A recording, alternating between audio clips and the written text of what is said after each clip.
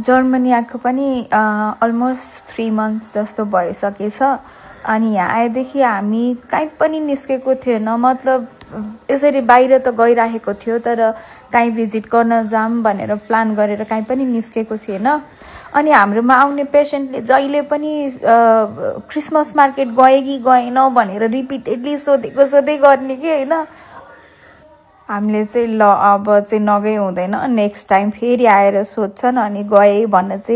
भन्नलाई भए पनि जानुपर्छ भनेर आज हामीले क्रिसमस मार्केट जाने भनेर प्लान गर्यौं अनि हामी गयौं उबर लिएर क्रिसमस मार्केट स्टुटगार्टको डाउनटाउनमा एकदमै रमाइलो भयो खानेकुराहरू पनि मिठो मिठो थियो अनि यहाँ चाहिँ मोटो मोटो फ्रेन्च फ्राइज पाउँदो रहेछ त्यो फ्राइज चाहिँ यहाँको पपुलर जस्तो लाग्यो अनि